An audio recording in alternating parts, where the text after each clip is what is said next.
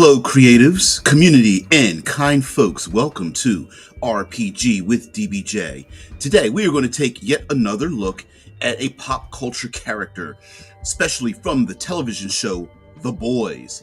Yes, we're going to take a look at Starlight, aka Annie January, and we're going to use this character because so many things influence us in pop culture for our tabletop role-playing experiences, and this happens to be one character from the televised version of the whose origins date back to the graphic novel of the same name, The Boys. But we're going to talk about the televised version of this character and how we can use these characters as an ally, adversary, and enemy in our tabletop role-playing. And of course, we'll get a little squirrely, we'll get distracted and talk about other things.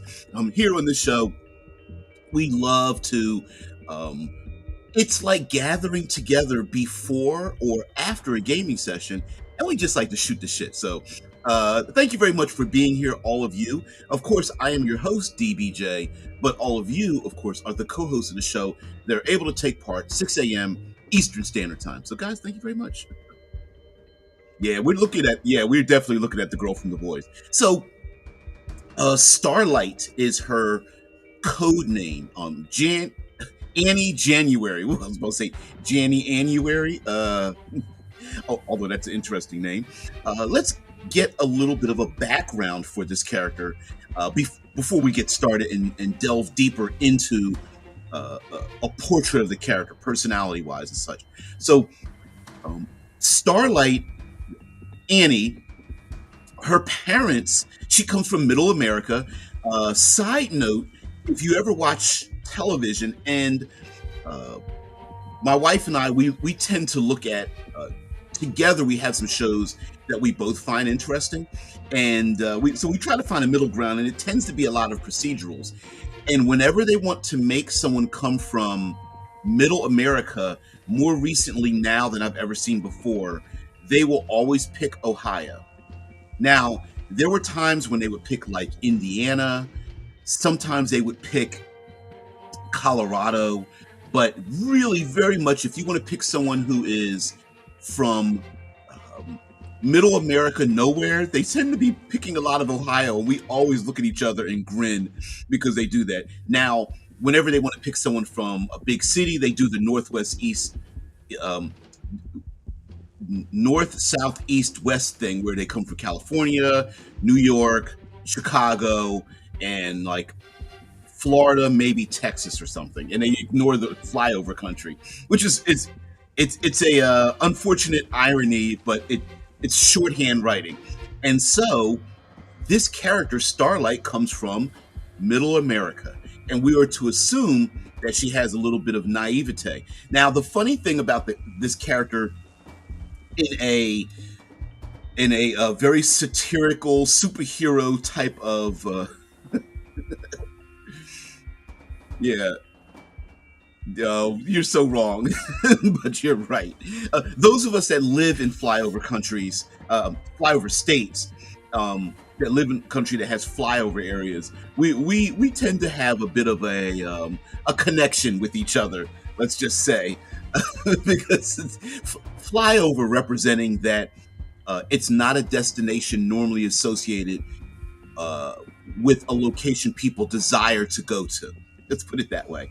So, strangely enough, her parents wanted the best for her. Very much coming across as one of these child pageant styled characters, except her parents had given her compound V to give her superpowers, and were very adamant about her training for her debut onto this public scene, including taking her to the park to weight lift with lifting up cars and blasting holes in concrete, and being frustrated with her that she should be stronger by now and things like that. It's pretty ridiculous, but I love it.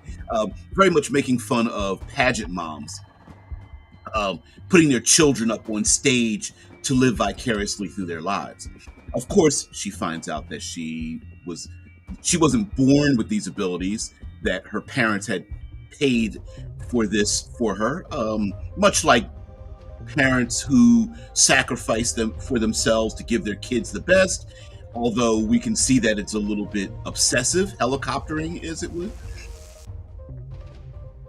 Yeah, Shai says, yeah, Ohio has at least 4 major cities. A lot of states have none at all. You're right. We here in Ohio, we've got 2 major sports teams, the Bengals and the Browns, which is very rare for a flyover state to have 2 major venues. And then the middle of the state, it's the big 3 and D. We've got Cincinnati, Columbus, and Cleveland, which is the big 3, and then D is Dayton. And then, of course, we got some other major cities that are pretty generally spread out. Toledo and Chillicothe and Canton and Athens and places like that. It's strange to have a state like ours that's spread population wise the way it is, but it's pretty cool. And I only found that out because of other YouTubers. So thank you. There are other individuals that are interested in geography and population distribution, things like that. All right, back to Starlight. So Starlight's career, from our point of view, starts out with her wide-eyed and bushy-tailed, a bit naive about wanting to join the Seven when the Seven loses. Hey, Streets of the D, just drop it in for the out. Well, thanks for bringing the D. I really appreciate it. Oh, we could always use more D on the show. So, and thanks for helping us curb stomp the algo. I really appreciate that. So, the talk about Streets of the D. Starlight, when she is inducted into the Seven, after having gone through some rigorous resume analyses, and then finding out that, well, she's pretty attractive and fits into the outfit quite nicely. Eye roll. Okay. They invite her into the boardroom of the Seven, and of course the heroes are there. And then that's where we get ourselves non-consensual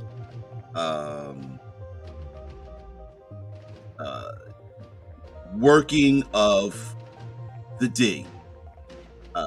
And unfortunately, not only is it horrible on the show when the deep drops trowel ends. Hey, Cosmo as well.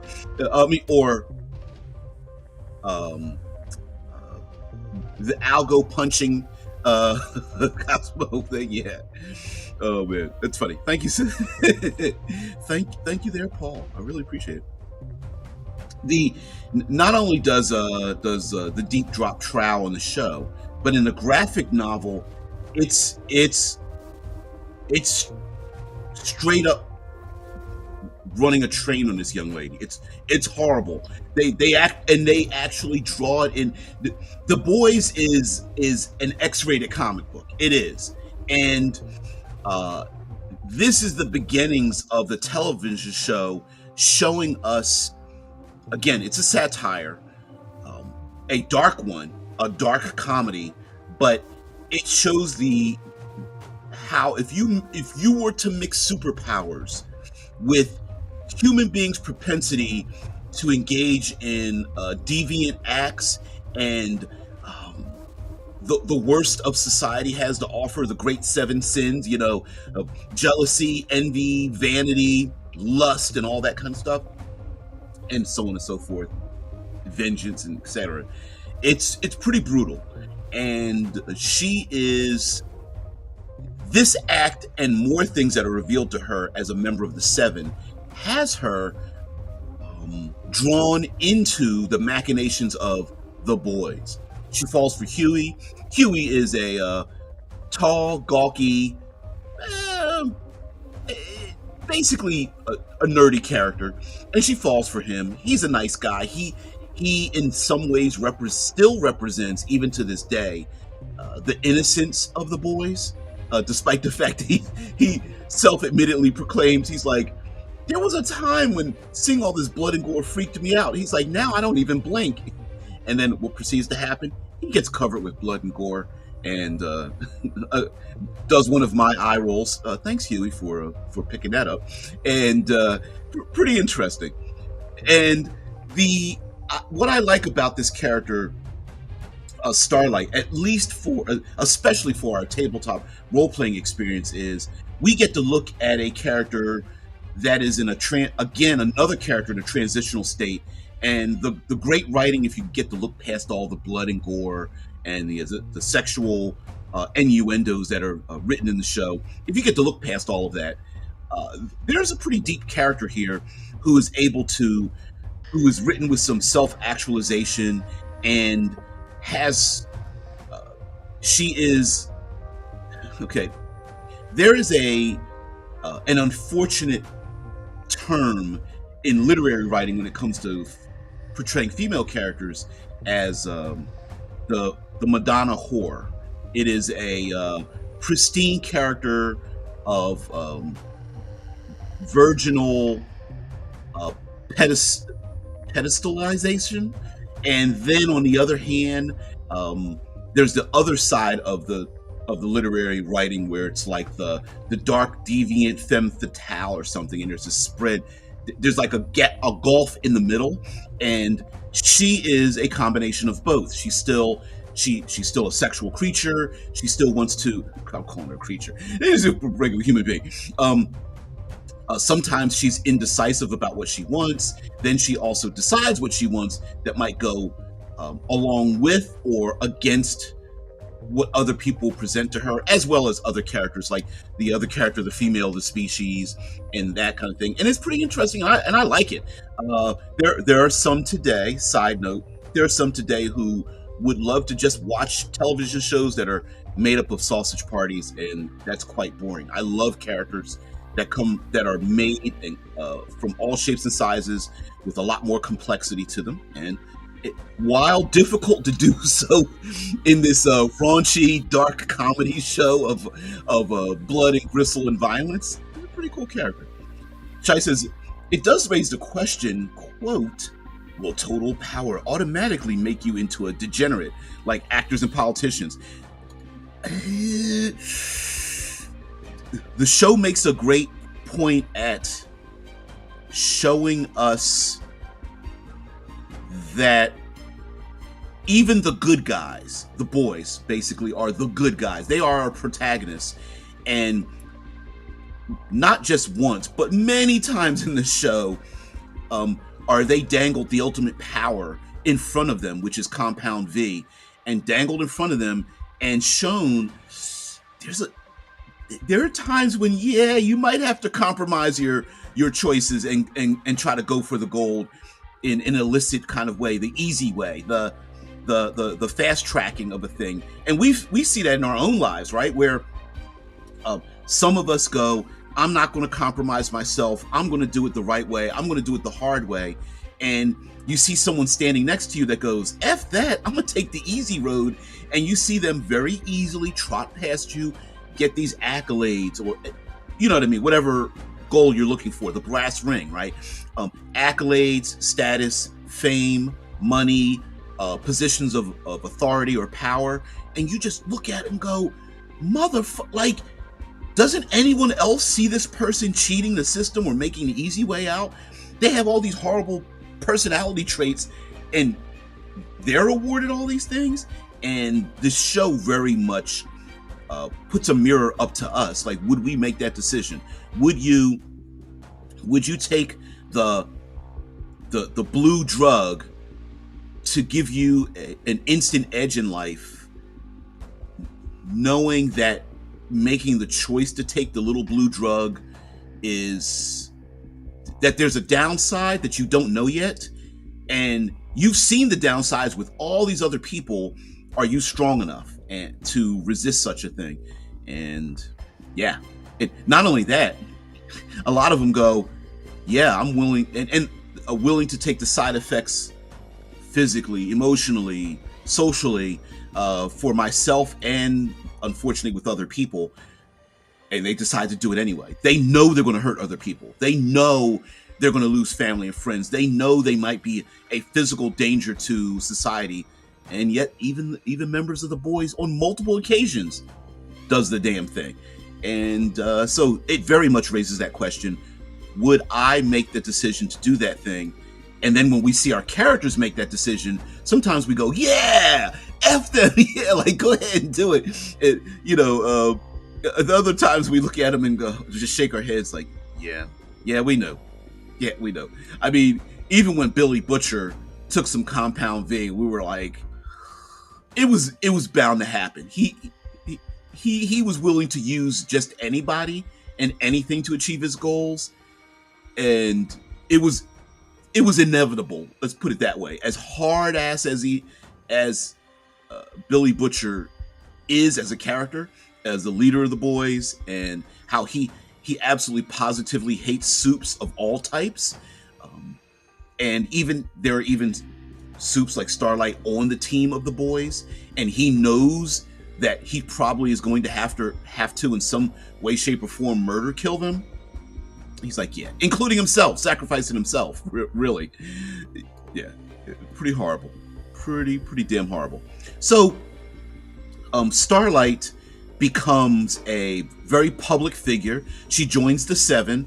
She is given a script, given a costume, super tight, chest out, ass out costume that she absolutely hates to wear, and given a script and saying, listen, just be arm candy, stay up here, shut your damn mouth, speak when spoken to.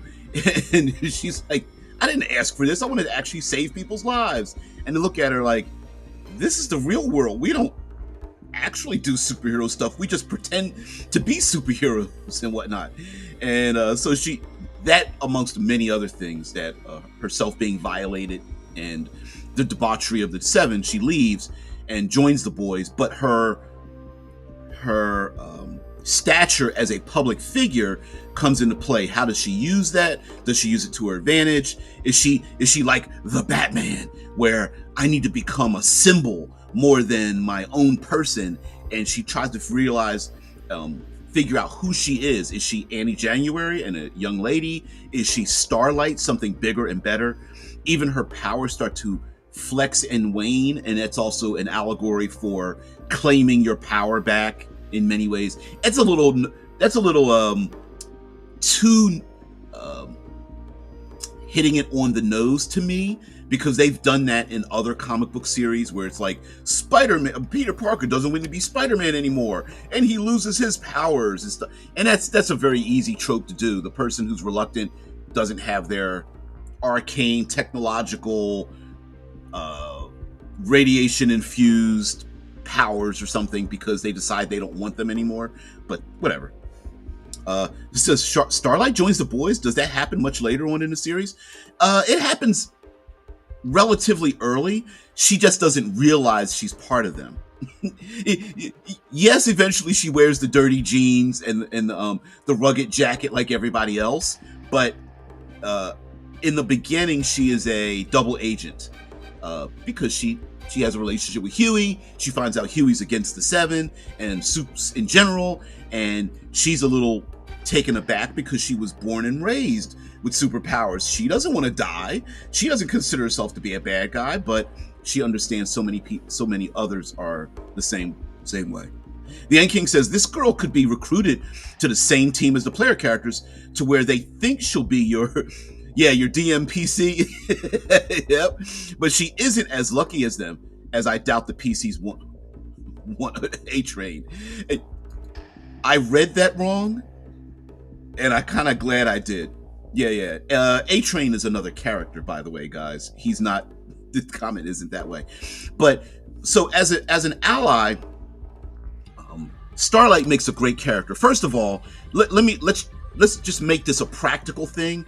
And if you are someone who loves to play in the OSR region of role-playing, old school gaming, having a bunch of, let me see if I can remember all the names of them: retainers, henchmen, followers. There's two more categories. Henchmen, retainers, followers. I can't remember all 5 categories of NPCs that could come along with the player characters. Not sages, specialists. Uh, yeah, henchmen, hirelings, followers, retainers, and one more. Oh man, not side. I guess you could throw sidekicks in there, but it's something else in the OSR. Sorry, this is what happens when we do this live. In old school gaming, in order to increase your power level, your force multipliers were other NPCs you would surround yourself with, and it was very common for players in the OSR, the old classic fantasy dungeon crawling, to have 3 to 5 regular players at your table, but an entourage of upwards of 15 or more other NPCs surrounding the player characters, from animals and followers to befriending enemies in the dungeon to mind controlling ogres and kobolds are following along with you because you need their help. This was very common because that's why they had reaction rolls. And in order to survive travel through many of the dungeons, you would make strange bedfellows. It would be temporary alliances, but you would make these alliances anyway. And also, let's be honest, there was a lot of character death. So you always had to have an extra character on the side to use. And not saying Starlight is a secondary NPC, but in a role-playing sense, Starlight represents one of the pickup characters that maybe there's a person who can't join the group all the time and stops by once a month, but this person's really great for the energy and they're very busy, and this is the pickup character. Maybe this is the character that goes from maybe a contact and then becomes a full-fledged character later on in the story. This character is meta-wise the classic. We go in the dungeon, we find their prisoners in the cages, we open up one of the cages, lo and behold, one of those 0-level no stat NPCs becomes part of the group when they get a backpack, a weapon, they're holding a map, and then suddenly it's like, we need another character here. Oh, they just happen to be 5th level. Great. Ba-dum, boom, ba-dum, boom. Yay. And then they join the group. Starlight, very much like that. And that's just practical. But in terms of personality as an ally, having someone who is traumatized, undecided what they want to do, but they want to rebel against the system, and the player characters knock on their shoulder like tap, tap, tap, tap. Hey, we're behind you. We support you in whatever endeavor you're after. We would love for you to join us. And she's like, the hell yeah, I'm the hell out of here. I really, really, really don't want to be around these other punk ass assholes that are abusive and deviant. I want to join somebody else. And it's a great way to problem solve and to increase the power of the player character's entourage, and take it both simultaneously power boosts the player characters. Yay, we've got somebody on our team and they've got superpowers. Yay. And then it takes an important piece off the board for the enemy. They lose that person, and then the power of the player characters increases. Great ally. Also, you can, as mentioned as the End King says, she isn't perfect. She may come across as, and may even look like, and may even be described as that DMPC that you say here, End King. Like, oh, she's gorgeous. She has a lot of accolades. She's got superpowers that the other player characters don't have, assuming we're playing the boys type of game or something. And very much could come across with the player characters rolling their eyes like, seriously? You're gonna put this Mary Sue into our group and ruin our experience? And then you find out that really underneath it all, she's just a regular person. Yes, these people have superpowers, but it doesn't erase their normal human personalities, foibles, mistakes, weaknesses, things like that. Like her and Huey go out quite a number of times, and they fall for each other. Now, if she wanted to, could she break Huey in half in their intimacies? Of course. And Huey's like, yeah, I could care less if I get broken in half. I love this. But she's also a regular, person with regular desires and such, very human desires. And so is he. So he's not threatened by her super strength and powers and the ability. I don't know what her abilities are. Kind of half like blinding light, causing electrical disruptions when she activates her powers. She also has some flight involved in it. I'm not sure exactly how that works. It doesn't matter. Just know that her name is Starlight, and her eyes and hands glow. Enking says, best of all, she has light powers. She could be perfect torch carrier for a dungeon. Yeah, which I mean, a little ironic, but in the OSR, having a light bearer, even what's the game? Shadow Dark has an important mechanic in it that I believe it's every hour of real-time gameplay, your burning light source goes out, and many monsters are drawn to the light and go after the light. If you found an NPC or thereabouts to come along and is literally a continuous light source, you would damn near want to protect that person in all regards. So yeah. Yep. Just wear chainmail, hold the torch, and smile. Later on, hey, why did she join the evil army? Yeah, like what? Wait, what? Yeah. Oh man. There's. I'm sorry. I was gonna get distracted with something. I'm not gonna do that. Starlight as an adversary is important because if the player characters can do some research, she might be an adversary for the player characters. Maybe you have a villain in your group. I mean, in your plans for world building. Okay, I could see that. Starlight would be good for a trip to Pandemonium. She may vacillate back and forth between who her alliances are, but I could really see if the player characters do some research, you may find out this character is under duress working against the player characters, and this character doesn't have to be she, but we're talking about Starlight here, may specifically tell the player characters like, hey, I have to do this against you guys. I am literally under duress.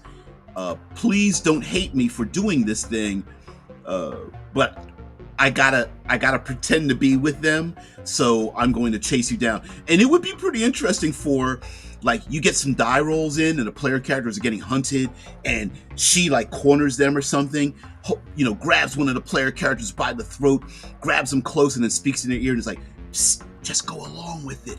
I'm on your side, but I have to make this look good. And then it's just like, I found them, Lord Arazotharoth, and Arazotharoth's like, great, bring them to the dungeon. I want to question them and find out there are others who have broken into my evil kingdom. And she's like, yes, I am loyal to you, Commander McNasty Death Astaroth. And then she goes to the player characters, psst, shh, keep it down, go along with it. Here's a key to get out. You could have some fun with like role playing a character like that.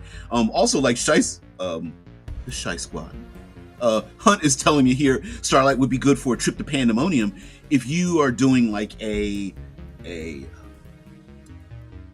planar, extra dimensional time travel to different worlds. This character could possibly be someone that the players meet, and at some point, explain this. She could represent the chaos of the places that you go. She could be the light in the darkness. She could be the the shining star when there's so much darkness around them, and that kind of, it's shorthand to represent the character's, I want to say, good nature, even if the character is portrayed not quite as nice from the get-go. When writing, especially in writing, there's some shorthands. And I'm sure there's a book by this name or similar name. There's something about calling save the cat, kick the dog. And there are shorthand tropes that we can use. And I've mentioned this before, you guys know, that there are shorthand tropes to make a person seem good or evil. And one of the very easy ways to do that is for a character to do something for or against innocent individuals, saving the cat or kicking the dog. And it is a shorthand to let us know this character has good intentions or bad intentions. And what was the television show? Fallout, the Fallout televised version of Fallout. We have ourselves a bad guy in the show, the Ghoul, who goes around murder killing people. And then what happens? He accidentally kills a dog, and he brings the dog back, and the dog becomes his partner. And that engenders us to go, maybe we should like this person. Here's an example. How many times have we seen a character, or a character we're supposed to assume is innocent, that has care, is usually in the medical field, a nurse, child care, elder care, hospice, and a veterinarian, and that significant other or betrothed or girlfriend or boyfriend or a loved one happens to have that job title. And the reason for that is to tell us this character, we're supposed to like this character because this character has a good heart. And she is the same way. Where is it displaying your real name? It isn't. I just know it. Sorry if I'm revealing too much about your rock star status. I apologize for that. Don't make me. I will show one of your videos. Although I just got hit from a Facebook copyright thing. Just yesterday, from the video yesterday, that I infringed on some copyright or something on the video or whatever. I didn't fight it. I just deleted it. But yeah, it's really strange. But anyway, this character also, it sounds like she's indecisive, and it sounds like that's part of it, but that's not necessarily the case. It's not that she's indecisive because she's a character that doesn't know what she wants. She ends up being indecisive because she has a lack of knowledge about a thing. She didn't know about her mom's intention for her mom to live vicariously through her life. She didn't know about the compound V that was injected to her as a child. She thought she was born with these superpowers. She didn't know about the debauchery that happens in the Seven and how murderously, how much of a murder killers they are as members of the Seven, this proud, global super team or what have you. She didn't know about these things. And as each of these things are revealed to her, she starts, slowly she takes off yet the 15th pair of rose-colored glasses and is like, this effing sucks. One of the worst things in the show that happens to her is that one character, kind of her nemesis, another female character, reveals to the world that she ended up deleting a childbirth that she had and exposed it to the world, and calling her a murderer and such. Now, the show, a very dark satire about calling people out, a satire about public image and social media and influencing people. I think that was one of the socially darker moments of the show. That was like, you don't do that to other, like no matter what you think about other people, there are some things you should really keep to yourself. And when that was revealed on the show and used as a weapon against her, it was pretty horrible. Uh, you're so funny. Yeah, it's like, no, there's this other guy, Sam Hunt, the evil Sam Hunt, the country star. I know who that person is. I know I don't know them. I know the performer. Let's put it that way of the music and stuff. I don't know why is there such hate against Sam Hunt? He's like, he's not country, really. Anyway, the End King says the seven are the PCs. Ow. The shining heroes who do horrible things every session are shocked that people don't like them. You're not wrong. You're more right than a little bit. I've played with, well, it's been a while since then, but I've played with people who were shocked that the public, the NPCs in the world, didn't like the things that they did, and they're like, "Why? We saved their lives." You know, it's the Godzilla mantra, right? Like Godzilla comes in, and Godzilla's technically the hero, but Godzilla like destroys towns and listen, we know that people have to die when he comes stomping through these major cities, but it's like, yay, Godzilla's here to save us. And you're like, please stop doing what you're doing. Please, this is their third atomic breath in the middle of a major city. Could you please stop doing that? Yeah, it's a little fun. It's rather ironic and funny to have people like cheering in the streets for Godzilla because, and yes, we understand he's destroying the other big kaiju out there and whatnot, but it's funny. Yeah, true. I am Starlight. I don't do murder hobo stuff. Yeah, and the players are like, we're not murder hobos, as they are surrounded by blood and gore up to the knees and whatnot. Yeah, it's unfortunate. Oh man. The now Starlight as an enemy. I think a very easy, since we're talking about players and players being responsible for their own actions. Starlight could be a ethical, moral pillar of a story. You know, the impressionable character when things are revealed to this character, and this character makes a decision to work for or against the player characters, especially if they have a connection with her, and that would make a great heel turn as well. Not necessarily that this Starlight type character turns evil in the femme fatale, twisting the mustache, dark cloaked woman in the rainy streets in a dark alley going like, ha, I turned against you. Not like that. I'm talking like a character who looks at the player characters and challenges them on their actions and goes, you're wrong. Like, you shouldn't have killed the orc babies and pregnant, hobgoblin mommies. And the players go, but the monster manual says, and she goes, I'm not sure what a monster manual is except for the histories. And in our face, the fact that you didn't even hesitate after going into the Caves of Chaos, Keep on the Borderlands B1, OSR, classic OSR adventure thing, and she looks at the players like, yeah, I'm going to turn against you because you're wrong.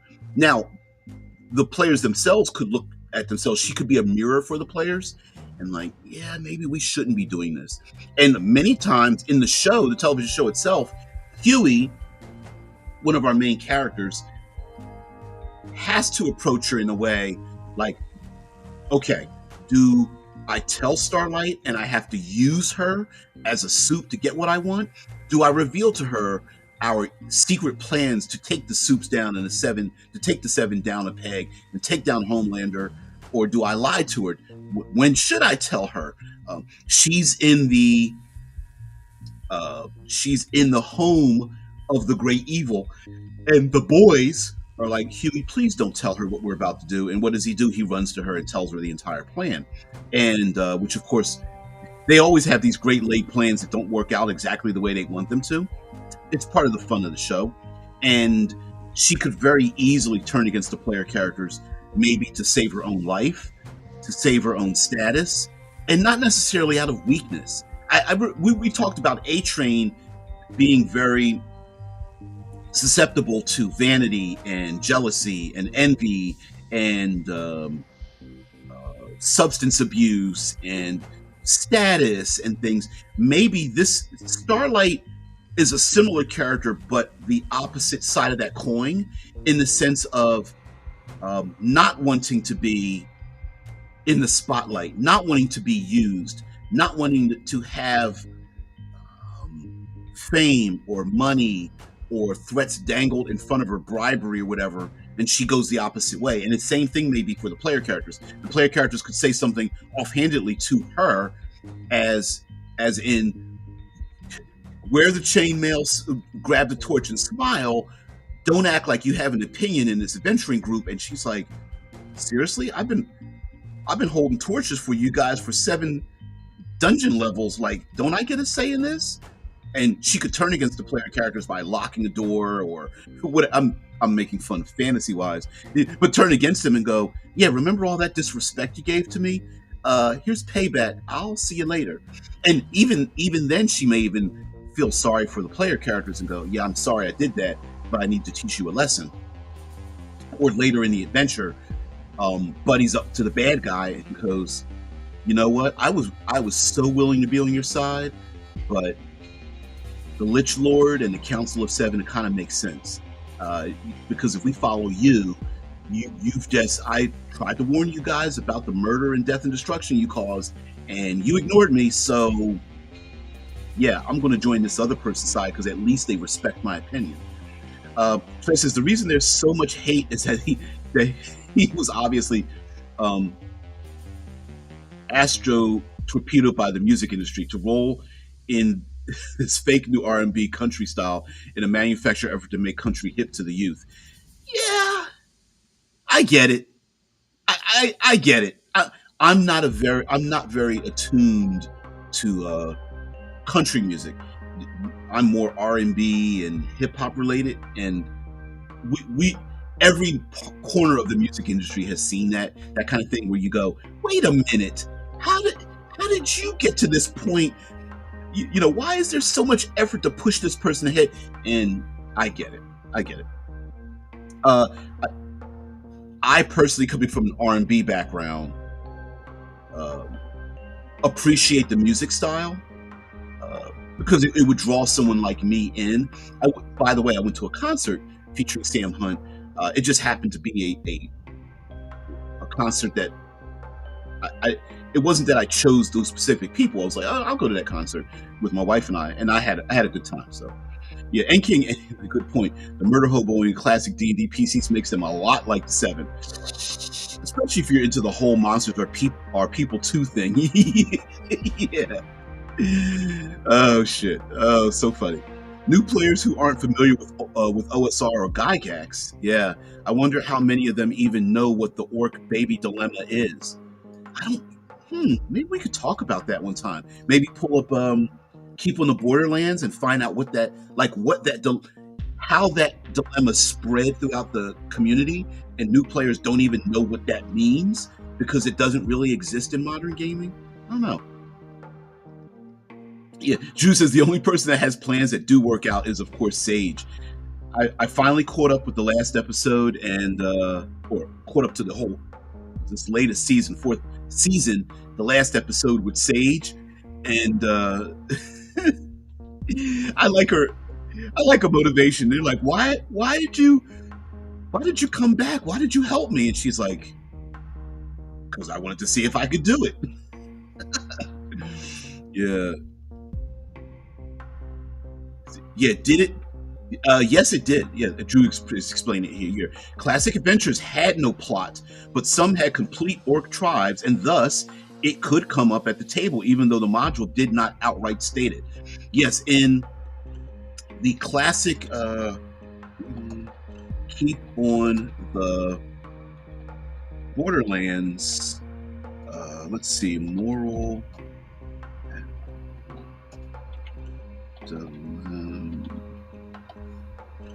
Let's see if we can find this.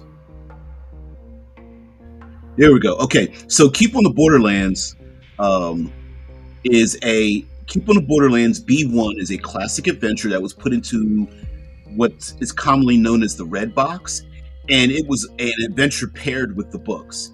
And in it is not explicitly stated that this is a moral dilemma. What it is a sandbox that you leave the keep. You leave the keep that's on the borderlands of the evil tribes, the caves of chaos, and you go out adventuring. You get to pick which cave you go into. You battle some evil monsters, and inside are complete tribes of these goblinoids, orcs, hobgoblins, kobolds, goblins. I think there's a minotaur in there, or an ogre, or something like that. And the game doesn't specifically state up front this is where the players will encounter a moral dilemma. There is an old 3 years ago.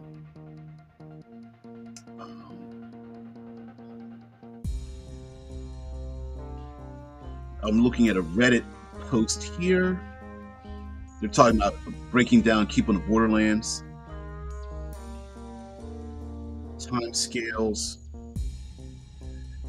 No, this isn't it. DM David. When was this? 2019. Strong moral dilemmas in D&D and the unwanted. Here we go. And the unwanted kind that keeps appearing. The best tales climax when the heroes must choose between what they've learned is right and an easy route to what they thought they wanted. In fiction, such moral dilemmas reveal character. When a woman who only ever wanted to be queen realizes that someone else is better suited to the throne, will she take the crown? And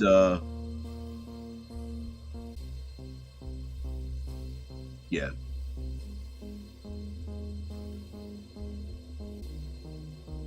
Choosing between right and easy inevitably split a party's rogues and paladins. That happens so much.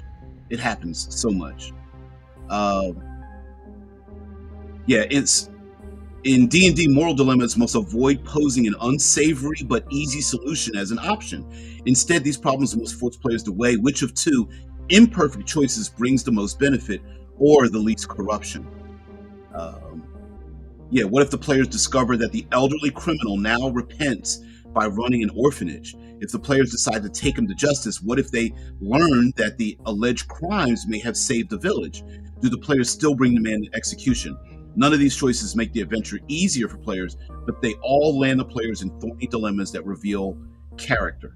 And one of the issues with that is that there are no answers, and you end up getting confronted with it in the adventure without knowledge of it about to happen ahead of time. Yeah, it's unfortunate, but it's a very, very common thing that happened back then. Yeah, it says the dilemma.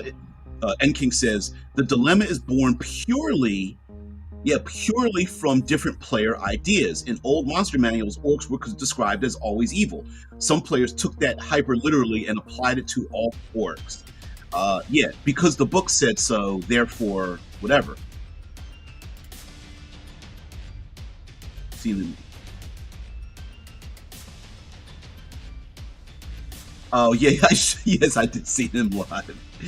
Yeah. It was my wife won tickets to box seats amongst other employees to go see a concert himself. He was the headliner, and there were two other artists that were there and just saw him live. Yep, had food, like I said, box seats in a stadium, that kind of thing.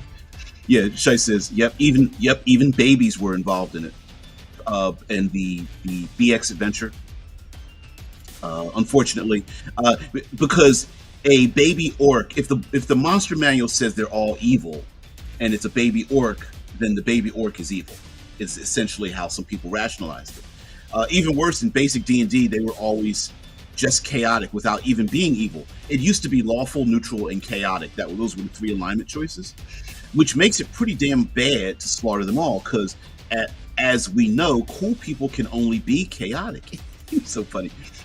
Yeah, DPJ, have you looked into Bacon's channel and videos by now? I got yesterday quite frustrated in the comments there with another commenter. Sorry you did that. Okay. The easy answer to answer your question is yes. Yes. I saw I saw your frustration. I agree with it. Maybe my frustration level hasn't like if you do a 1 to 10, I'm like maybe 2 points below you, but I get it. And I did see Bacon's video. I I haven't seen the whole, like, I got to listen to it at work. I didn't get a chance to see it, but yeah, I saw it, or I got the gist of it. I'm gonna get into more detail later on. Maybe this does apply here. Kind of, sort of. So, matter of fact, because we're at the end, we're very much at the end here. I will make a point of this. So, talking about Starlight, this I like to take an idea and kind of stretch it out a little bit.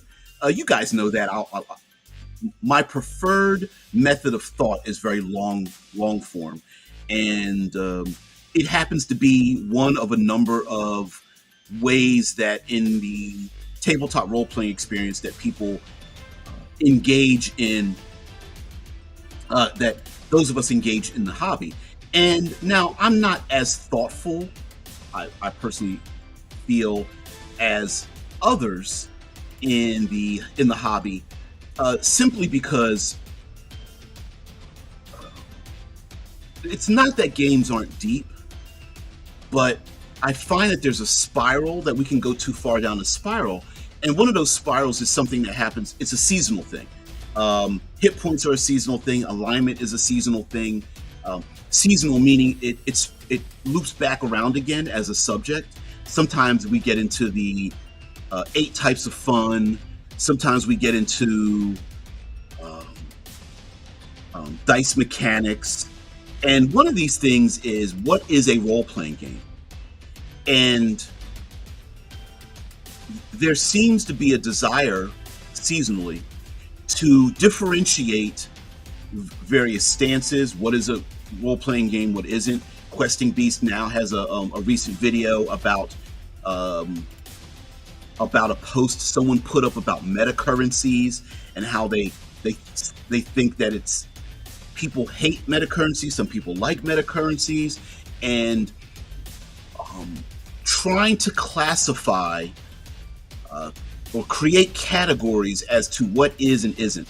I remember there was a period of time when Fate first came out, and how people were saying Fate isn't a role-playing game, it's just a framework. And I remember being in a Facebook group where this person was constantly hammering people who enjoyed Fate, who enjoyed playing the game, who enjoyed the character creation and the world building and such, and kept arguing, well, Fate isn't a real role-playing game. And it begs the question, right?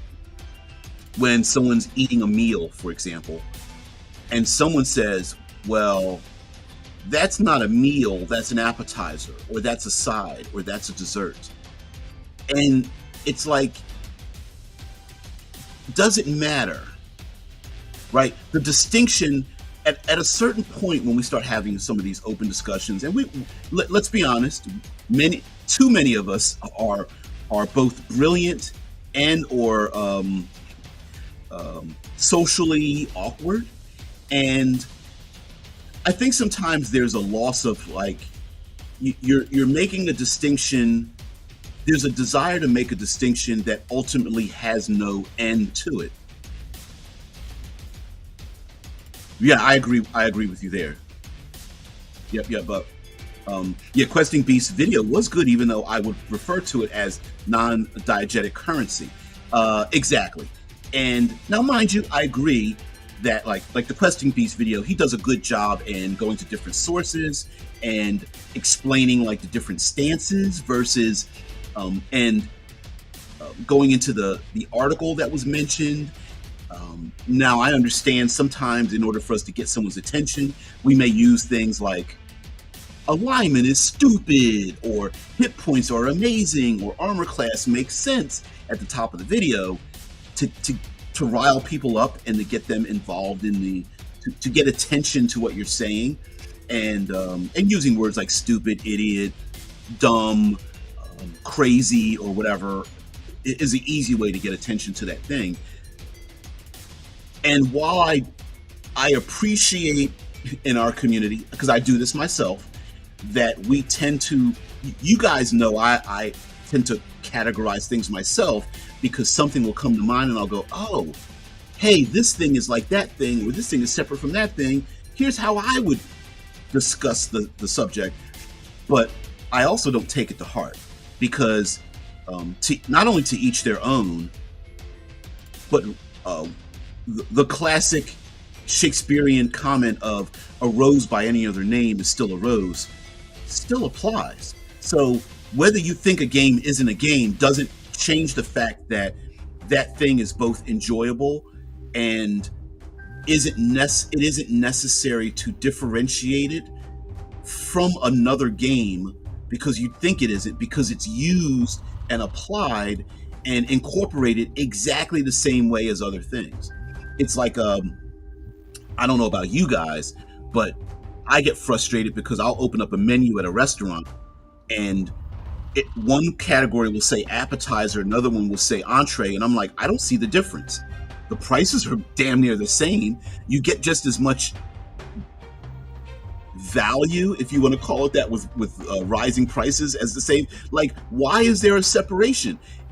To me, there is no separation. I get it. You have to have categories, right? The restaurant has to make categories of, well, these are kind of shareable items and this is kind of singular, whereas an entree may have a number of different items on the plate to kind of make a fully well-rounded meal. But to me, I'm like, I don't really see a difference because I see the appetizers as $15 and my entree is $17. There's not much difference, to me. Yeah, Shai says Heathcote. Oh, you're so funny. Yeah, check out Heathcote. Long. He has long form content, although he does break his down. He's got more time, and his channel is based around that, so you can hear like 6 to 10 minute videos, 6 to 12 minute videos. Good morning to you as well. Des Angel says, why can all orcs not be evil? Humans can be of various alignments. Orcs are not humans, therefore they can be whatever the dungeon master decides they are in this universe. That was the whole. That contention came about because the idea is that what does your world bring versus what do we bring to the table? And if that discussion doesn't happen about the world and there's an agreement as to how that's applied, then you have friction, right? So for example, if a player can play an orc and that player gets to make choices, are all orcs evil then? That's where that comes from. Yeah, $17 meal. Speaking of always evil alignment, yeah. Well, today even more than that, but yeah. Sometimes they won't let you get an appetizer by itself without an entree. That's how they get you. That's true too. We don't really have that here, but that's why they just. I mean, all they did is just up the prices of the appetizers, because some people will go out to eat and they're like, I don't really want much. I just want an appetizer and maybe a drink, and so that's why the price is there. Yeah. Drew says evil is a nonsense category. Thus, orcs cannot be all evil, since I simply do not believe in moral realism. Well, that depends on the world. Okay, so for example. I could make a world where orcs are the byproduct of a fiendish entity, and they are literally born and or created from a. They aren't individuals. They are the byproduct of an evil source, and don't have agency. If I was creating a world, that's what they would be. But players also want, externally, they want everything to be in a category. Internally, they don't want to be judged. And so what ends up happening, the conflict happens where I want to play a half-orc or an orc or a goblin or something, and I want all the choice, and I don't want people to assume I'm a certain way. I don't want prejudice to be in my game. I want to be anything and everything I want to create. Great. Okay, that's good for you, player. But then you can't then apply a blanket statement to the rest. Well, I'm sorry. Let me take this back. A character could apply that statement, but as a player, you shouldn't. Right? A character could believe something that isn't real in the world. So yeah. Yeah, brace yourself, DBJ. Yep, we're doing the evil debate again. You're not going to work today. Yeah. Yeah. Yep. Exactly. Yeah, yeah. Tolkien, they were literally created to be evil. Um, yeah, if you categorize all orcs as evil, then you're othering them. Thus, the evil act would be committed by however is othering the orcs. Yeah, I mean, we do that in real life, right? It's a very easy thing that politicians do. Politicians will other. If you have a different opinion, you become the other, and the more othering you do, the less human they are. Right? Is othering an evil action? It's very limiting. You know, though the whole comment of those people, though everyone, and then you start creating categories, and then pushing people into those categories, which means that everyone that's in that category is this subhuman, non-human thing, because when you start to other, you very simplify them, and survival is done that way for us. It's we don't want to be eaten by lions, therefore all lions are dangerous, right? And if we take away the othering of lions, then that means that every single time we see a lion, we are then forced to have a complex discernment in our brain as to if the lion is good or bad. And for human survival, we do a thing in our head. Oh, those are others, therefore they're dangerous. And that's what othering does, because it easily represents a safety thing for us. Do they fall into a safe category? Great. Then that othering puts them in a safe category. Are they dangerous? Great, they're dangerous, and it very easily makes it an easy decision to other people. Yep. Yeah, I know. Within the Ring of Fire, yeah, they sure are nature hippies. Pretty violent nature hippies, to be honest with you. It's pretty fun. Yeah, yeah. Yep. See, and now the more interesting aspect is half orcs. Yep, yep. If evil is basically devaluing the lives of others, then othering is evil, since that is at the core looking down on people who are different. Exactly, right? It kind of it's the gravity of the spiral, right? Like, oh, those people. It's funny when I hear that, because people, um, even today in our own society, will say, well, those people think of me a certain way, and I'm an individual, I shouldn't be categorized, therefore I'm categorizing those other people, right? It's a feedback loop that pulls everybody down.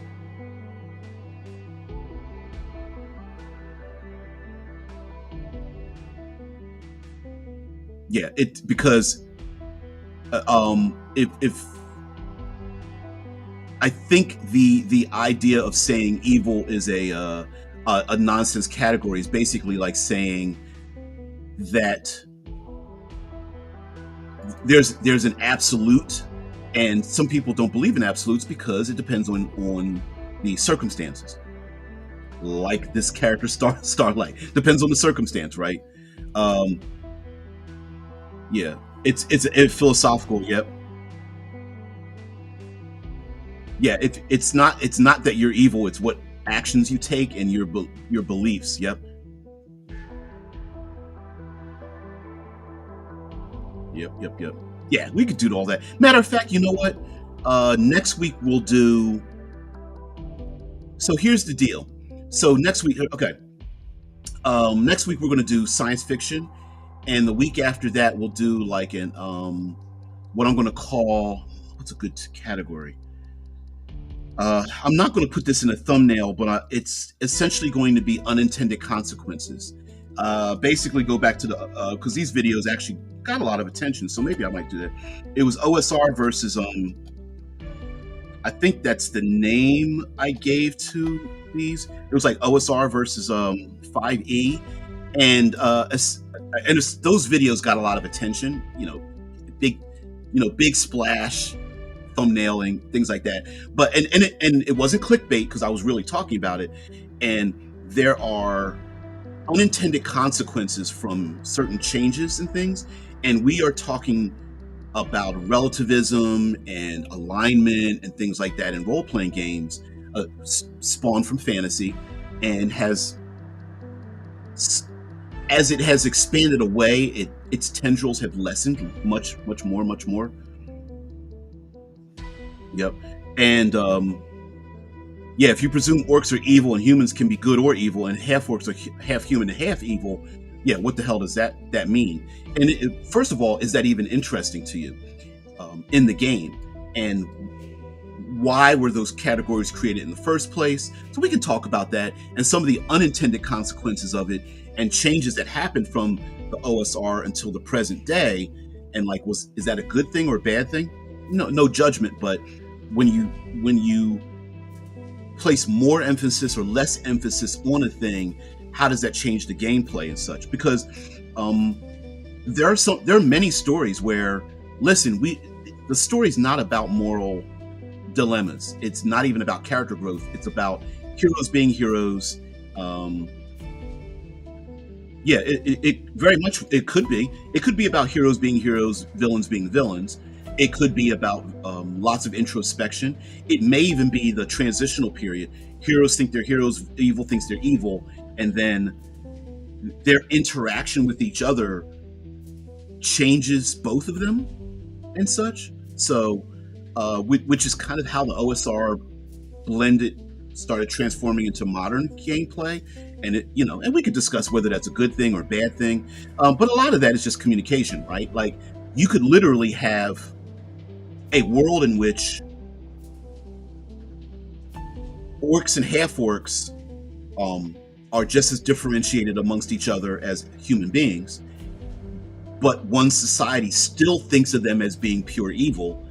Yet simultaneously in the same game world, hobgoblins and goblins are spawned from a pure evil source, don't have agency, and are born literally as the spawns of fiendish creatures. And all of that could exist simultaneously in the same world. Sometimes we want to take a blanket and cover the entire fantasy world, whereas because of our world building propensity, dare I say, disease of sorts, addiction, that we can go many different directions for both what is real in the world, the factual evidence. I'm sorry, the factual foundation of the world versus people's opinions and social interactions in that world, if you want to get deeper. And then you go even further, what do the player characters think? It's the idea of the ranger has a half sibling that's a half orc, and the ranger is a hated enemy, are goblinoids and orcs.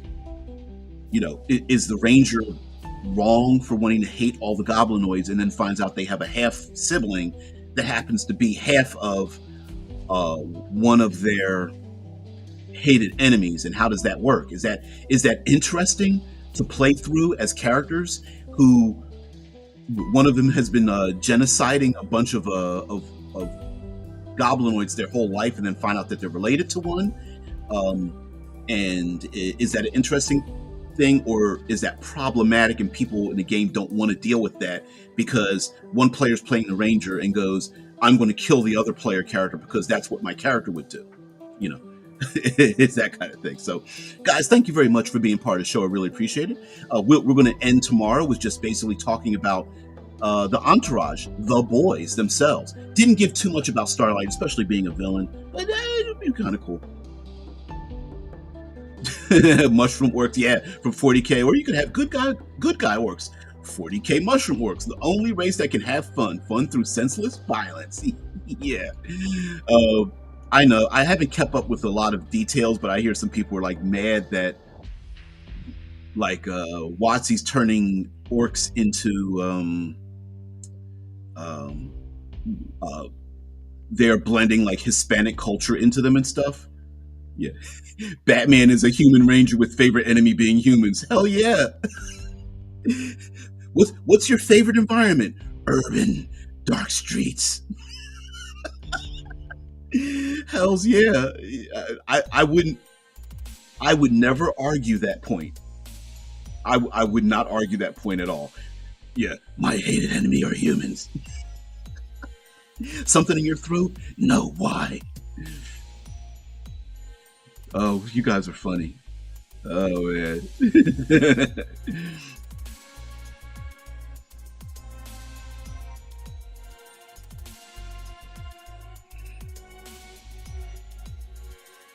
I hear you, Death Angel Shadow, that you can't attribute it, but we have the reality of understanding that it's a game, and we have to play the game itself, right? Like the meta of it is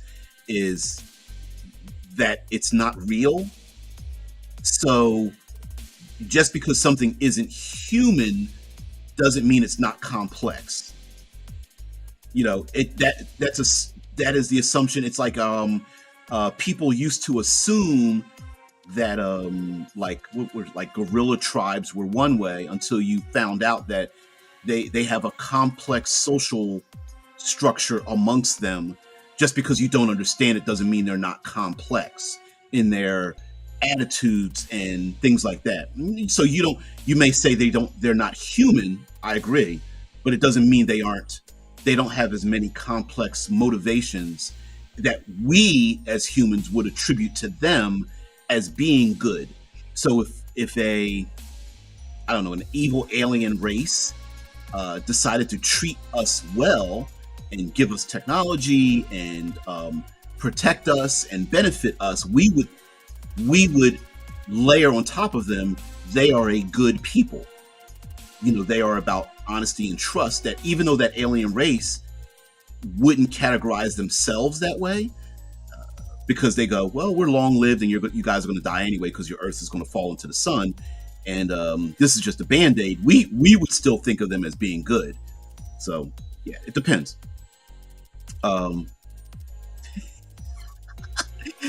Not depends on how far they got into their